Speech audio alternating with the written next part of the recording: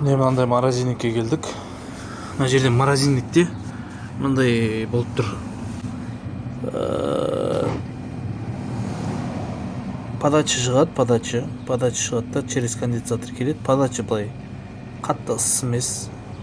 Кейде прямой подача ыссы болады ғой негізі. Мына жақта мындай ыссы емес, сосын мына фильтр мұздай болып тұр. Мұздай. Негізі бұл мұздай болмау керек. Кәдімгі мұздайды кәдімгідей. Андай салқын емес, кәдімгі мұз болып тұр былай айтқанда. Даже мына жер мана қырау қатып отырды кішкене. Осындай жағдайда не істейміз? Ол бір түрі ауру да холодильниктің. Бір ремонт жасалған. Алдында жасап тұрды бұл. Енді осындай жағдайға түсіп қалды. Мына жері қырау қатып, мына жерден ішке қарай, еще іштен не болмай тұр. Давление мынандай болып түсіп кетті. Давление деген вакуумға түсіп кетті. Негізі бұл 134 пен істейтін мотор. 134А деп тұр. 134 пен істейді. Негізі вакуумде болмау керек бұл. Бұл дейтін 0-ден жоғары тұру керек кішкене. Бұл вакуумде түсіп тұр. Сосын ішінде впрыск жоқ. Ішінде дауыс жоқ впрысктың.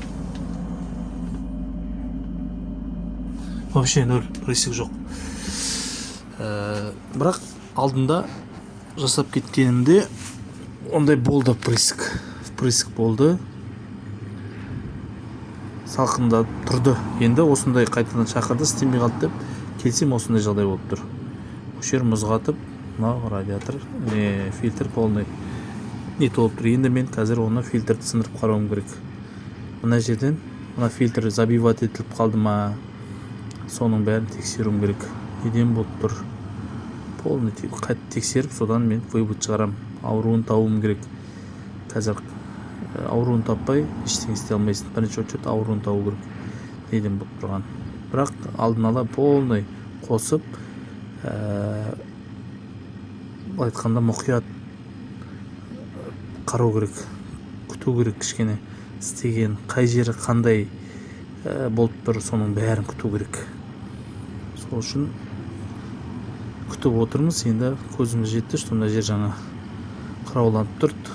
Мен бұған кислота қойдым жаңа, кішкене кислота қойдым, реакциясын көрейін дедім, қалай болады кислотаға, қандай, одан кейін қандай өзгеріс болады, соны қарап отырып кішкене күтіп та. Содан кейін одан өзгеріс болмаса, онда мен қазір алса, мынаны сындырып қараймын капиллярканы. Сосын мына жақтан көрем, фильтрден френ шыға ма, шықпай ма.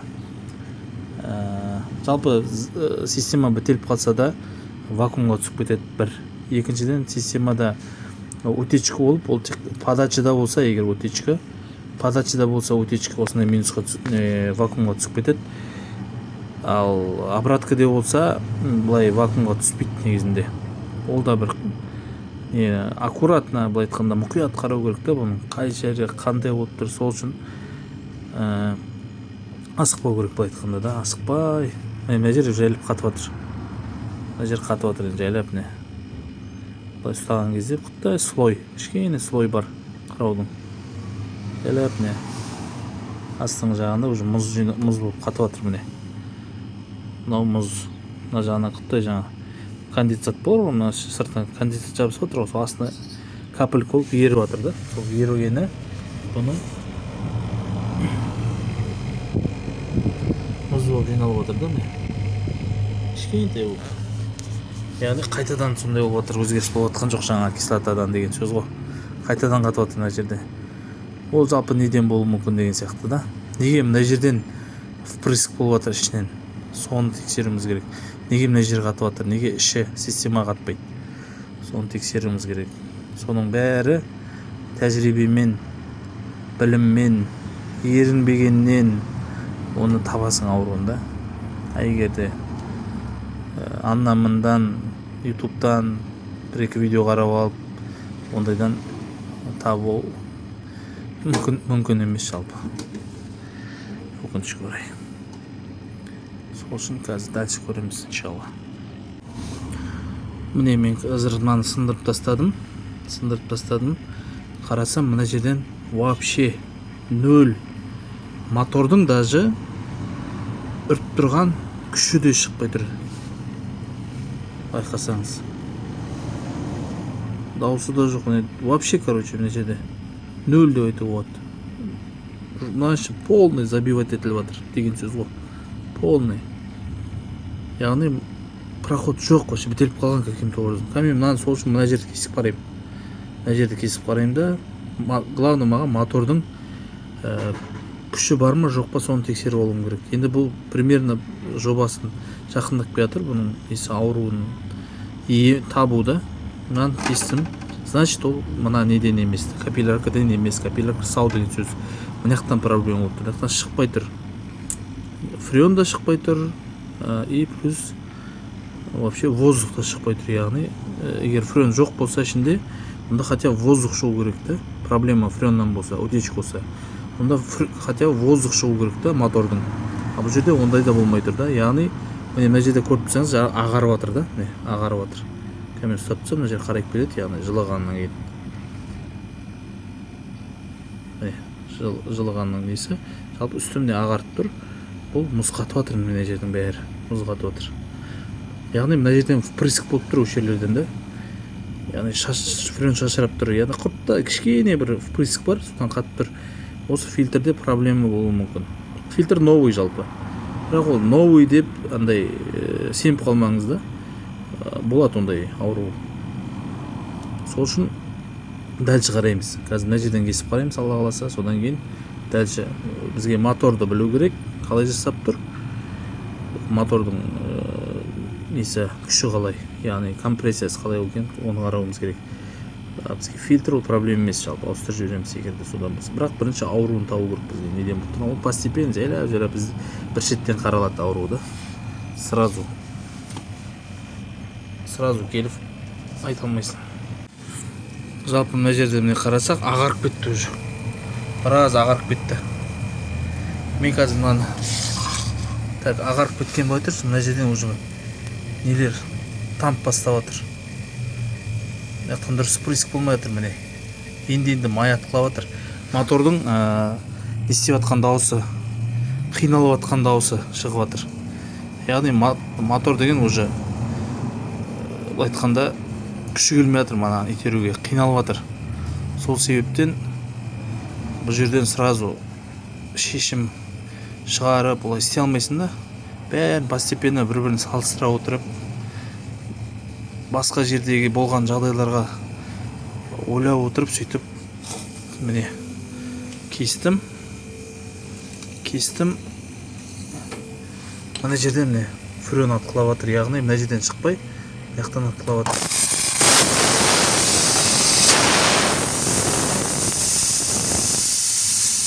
Көрдіңдер ғой. Мына фильтрден фреон шыға алмай, қиналып, яқтан атқылап жіберді. Ол дегеніміз фильтр бітеліп қалған, бірақ фреон системада бар. Енді біздер, мен яғни қазір мотордың істеп тұрған, мотордың дауысы өзгеріп кетті, байқағаныңыздай. Мотор яғни жасап тұр нормально.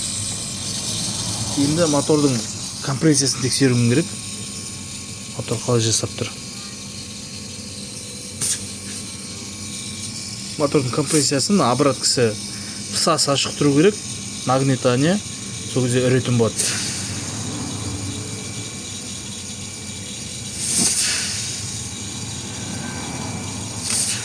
Алып өріп тұр.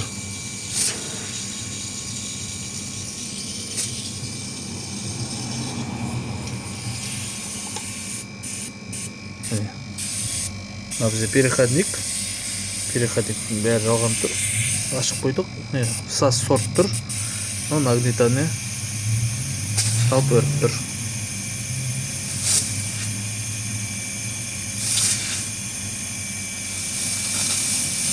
Қолын ұстатпайды. Шөрмейді да бұл айтқанда. В общем, нормально.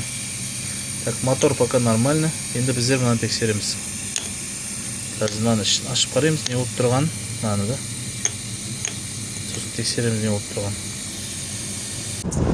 Фильтрді ашып қарадық. Мынаның ішінде сетка болады. Көрінді ғой. Осы сетканың ар жағы да жалпы бітеліп жатыр. И мына анда да болады. көрінбей тұр. Фиксация істелмейді.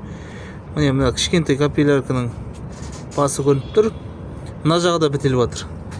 Міне қап-қара болып, жалпы мынандай абсорбент болу керек. Ішінде осы абсорбенттер сухой емес, мынандай сухой болып тұру керек. Мынандай болып қара пятно. Үшін балшық сияқты бірдеңе болып кеткен. Разлагация етіп кеткен ғой айтқанда. Мынау разлагация етіп кеткен мынандай болып. Сол үшін ішке қарай френ бара алмай тұр. Ол причинасы жалпы табылды, бірақ бізде мына жерде тағы да бір нюанс болып тұр. Енді біздер жалпы система мына жақ нормальный, сас сорт тұр. Енді бізде мына капиллярканың іші бітеліп қалған жоқ па екен? Ана жаңағы лас разлагация етіп кеткен қара мусордан мынау да бітеліп қалған жоқ па екен деген сияқты жаңа күмән бар да тағы да. Сол үшін мынаның да өзінің әдісі бар қарайтын. Жаңағындай тексеріп. Содан кейін егер мынау сау болса, онда арқайын фильтр ауыстырып қайтадан френ құятын боламыз. Егер мынау сау болмаса, онда мынаны ауыстырып жіберу керек болады.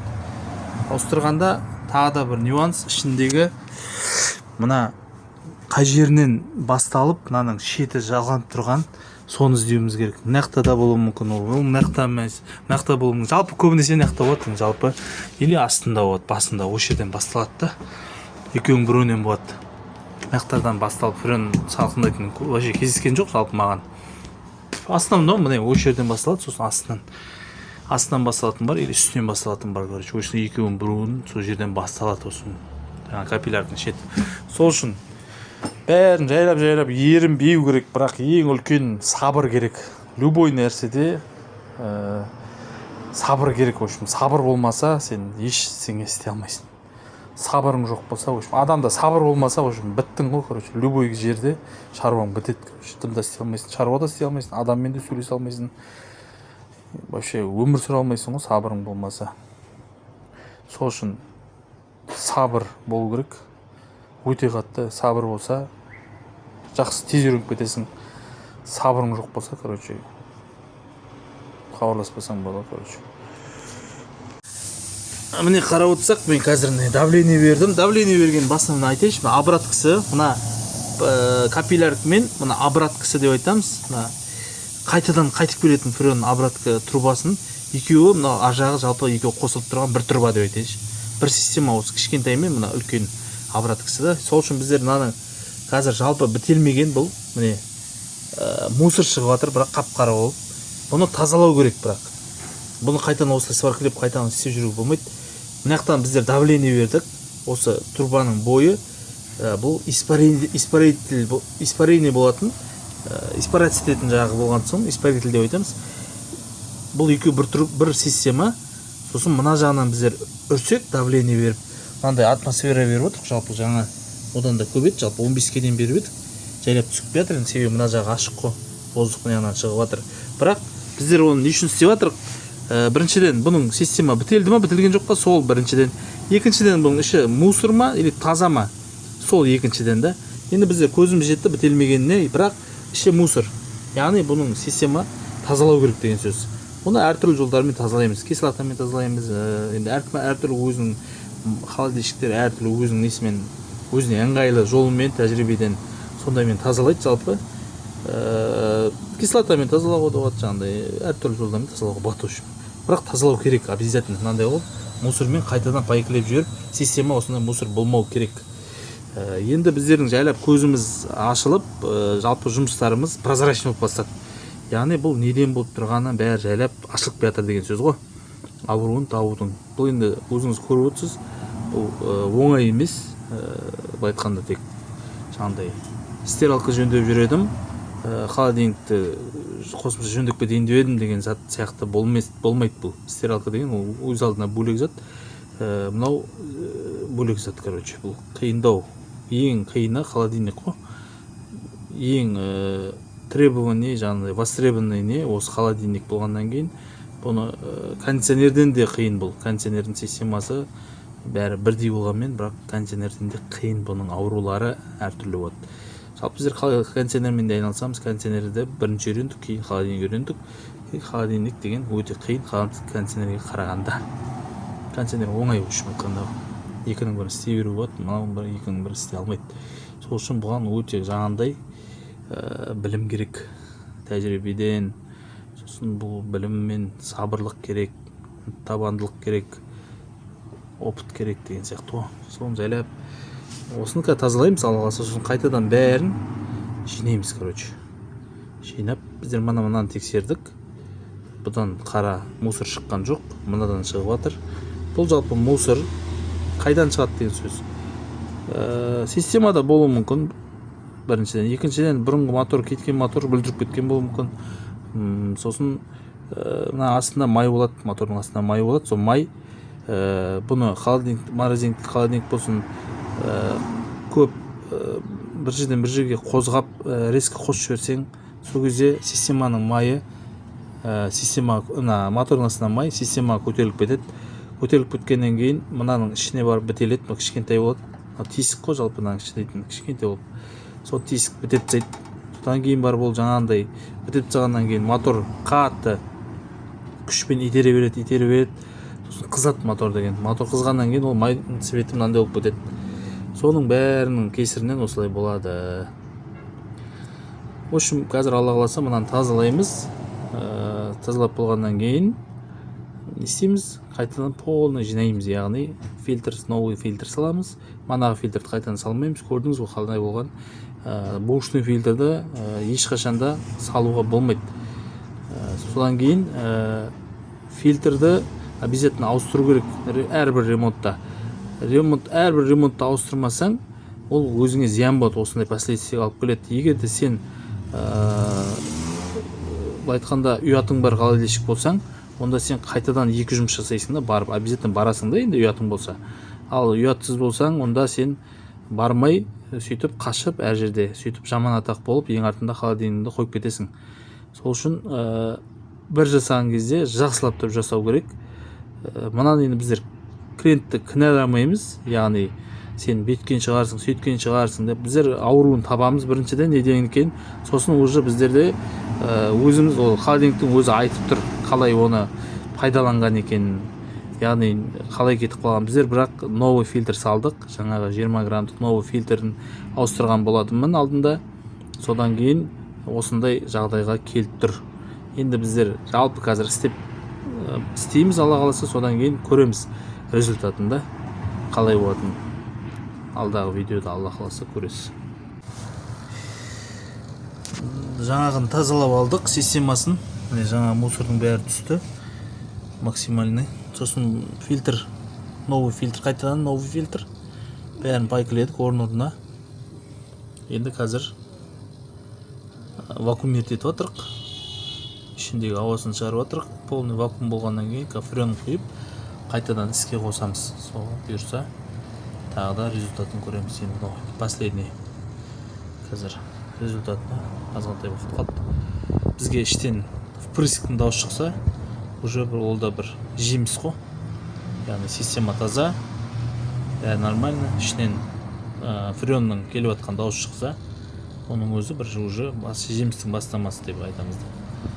Сосын ары қарай су қойып, кішкентай бірдеңе қойып тексереміз да. Содан кейін дальше үлкен заттарын салып пайдалана береді. Содан кейін алла қаласа. Так, вентилятор жасап тұр, компрессор жасап тұр, бәрі нормально. Міне манағы жылымай тұрған трубасы, міне подача жақсы ысып тұр. Давление манағы айтқандай манандай минуста жатқан жоқ. Тағы да азғантай құямыз. Бұл 134-тік фреон. Так, енді не өзгерді? Мотордың дауысы ешқандай қиналып істеп тұрған жоқ. Манағы фильтр мұз қатып атқан жоқ. Бұл жылы болып тұр. Қазір фильтр өзі тұла бойы жылып тұр. Жалпы адамның денесі сияқты. Адам денесі жылы болып тұрса, ол нормально деген сөз. Егер аяғымыз мұздап, үстіңгі жағымыз, жаңында басымыз ысып тұрса, ол ауырып тұр деген сөз ғой енді. Оны былай білеміз. Дәл сондай холодильникте солай. Егерде бір жері не то болып тұрса, мысалы мынау жылып тұру керек па, значит бұл салқындамау керек. Салқындап тұрса, ол не то деген сөз. мынау жылып тұру керек па, бұл салқындап тұрса бұл не ету деген сөз. Сол үшін дұрыс диагноз қойып білсек, онда дұрыс емдейміз оны. Егер дұрыс диагноз қоймасақ, онда бұны құртып аламыз. Сосын манағы айтқандай, мына жерде манағы айтқандай салқын о жерлерден басталады дедім, ол салқынның несі. Сосын дауыс жоқ еді мана ешқандай. Мына жерде қазір дауысы да бар, салқында қолыммен ұстап тұрмын, салқындап жатыр. Мынандай дауыс шығады.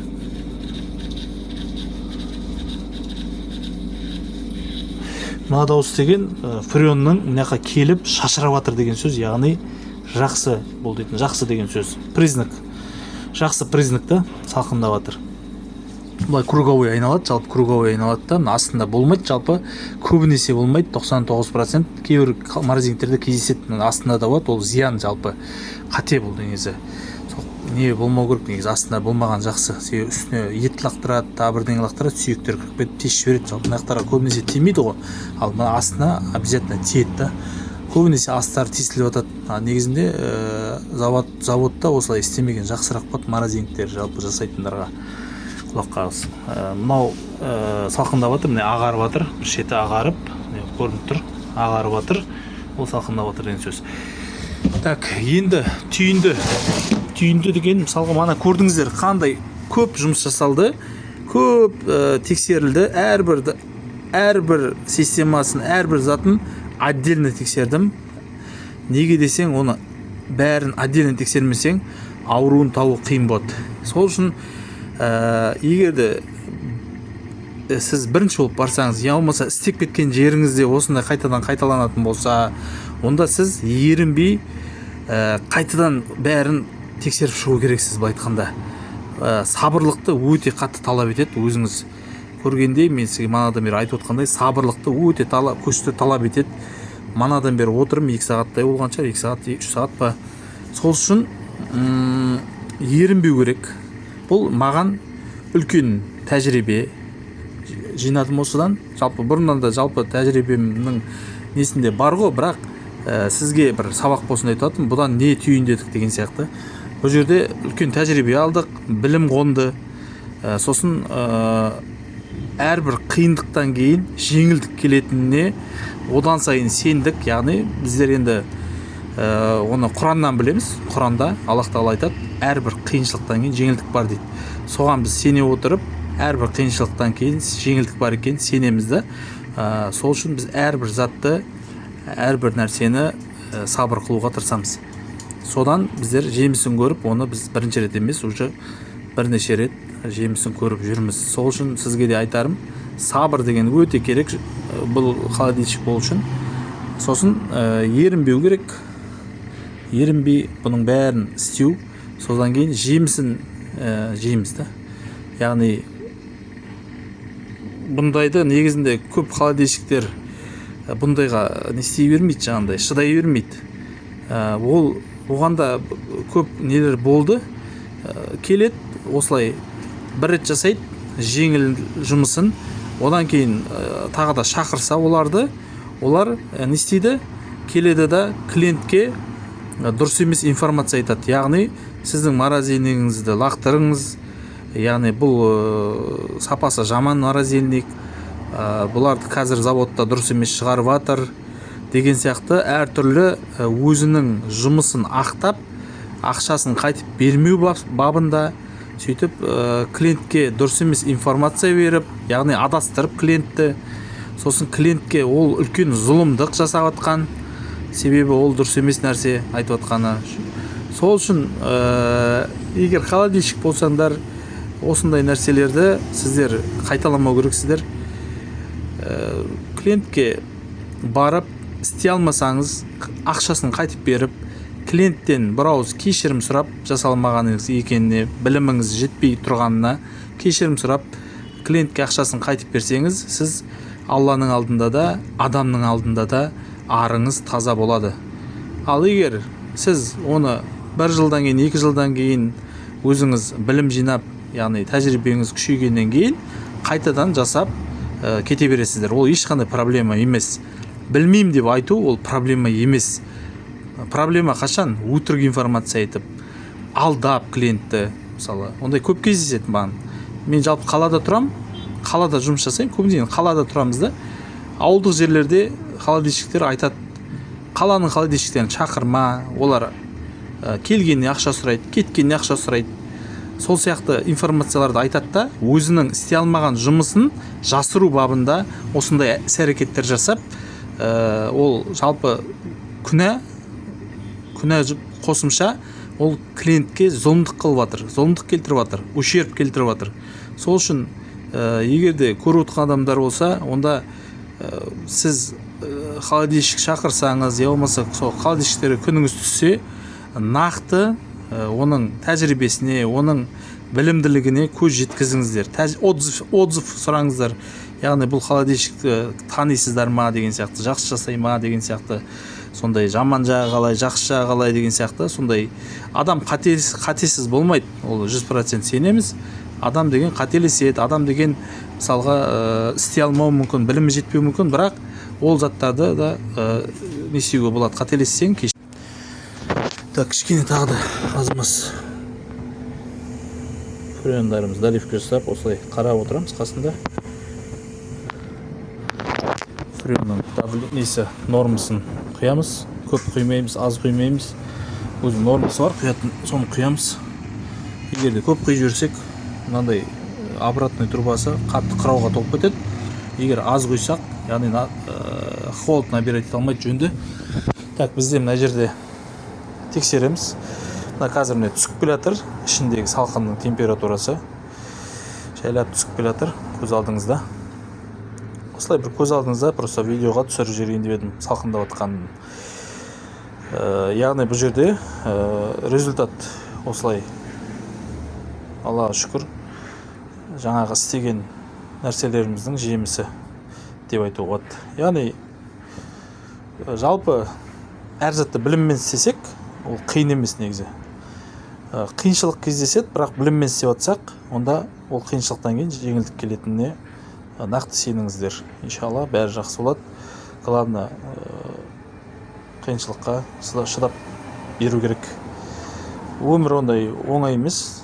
Сол үшін азғантай қиындығына сабыр қылсаңыз, артынан жеңілдігі де келеді. Міне көз алдыңызда жақсы жақсы түсіп жатыр. Бұл жалпы минус 18-ге смело түсу керек, Алла қаласа.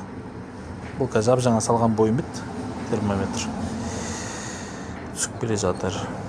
Көз алдыңызда минусқа түсет шығар деп ойлаймын. Қазір күтейік кішкене.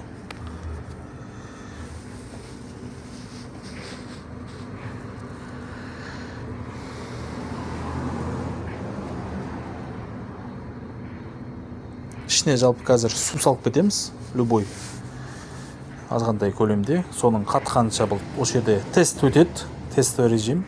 Сол салқын іші қатқаннан кейін су, содан кейін сөндіріп орнына қойып, қайтадан 3 сағаттан кейін қосып пайдалана береді.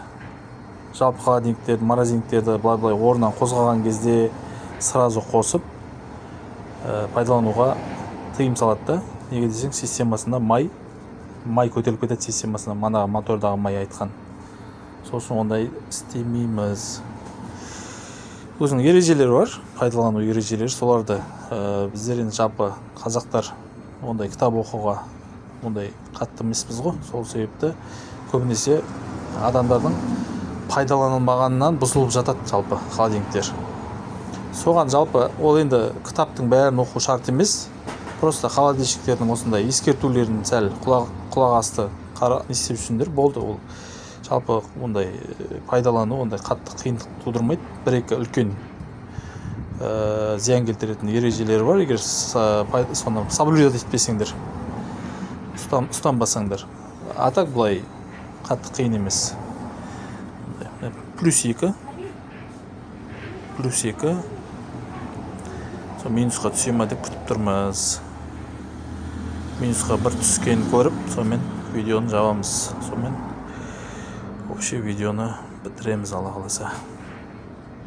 Минусқа түссе, уже қатады деген сөз бір жақсысы. Минус жалпы 0-де су қатады. 0 болса су қатады деген сөзді жалпы.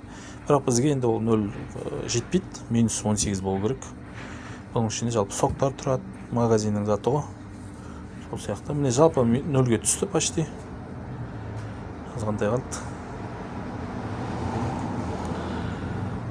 Минус бұйырса. Бисмилля, минусқа түсті. Минус 0,1. Ал, енді осымен видеомызды аяқтаймыз. Каналымызға жазылыңыздар. Енді каналдың дамуына үлес қосам десеңдер, лайк басын, комментарий жазың, сұрақ қойыңыздар. Шамамыз келгенше жауап береміз. Қазір бірақ жаздың кезінде көбінесе қол тимейді. WhatsAppқа шығып сұрасаңыз болады. Холодильникті оқып үйрену мәселесінде де сұрақтарыңыз болса, WhatsAppқа тікелей соғыңыз. А то комментарий анау-мынада көп оқи алмаймыз сөздің шыны. Қолымыз тимейді. Осындай арасында видео түсіріп салып отырамыз. Сол информация үшін живой адам екенімізді білдірту мақсатында. А так былай көп отырып бермейміз. YouTube шығып, интернет қарап, міне минусқа түсіп баратыр, әдемі. Көріп отқандарыңдай көз алдыңызда. Жақсы, сау болыңдар, аман болыңдар. Техникаларыңды бұзып алмаңдар. Қазір техникалар өте қымбат, доллар көтерілген себепті. Сол үшін бәрін өзімізден бастау керек. Өзіміз мұқият болсақ, өзіміз холодильнигімізді жақсы қарасақ, онда холодильник шығын шықпайды деп өшім айтқанда. Иншалла. Сапалы холодильникті шақырыңыздар, 2 шығын шықпау үшін деген сияқты. Болды міне, иншалла міне, уже минус 4-ке барды. Почти.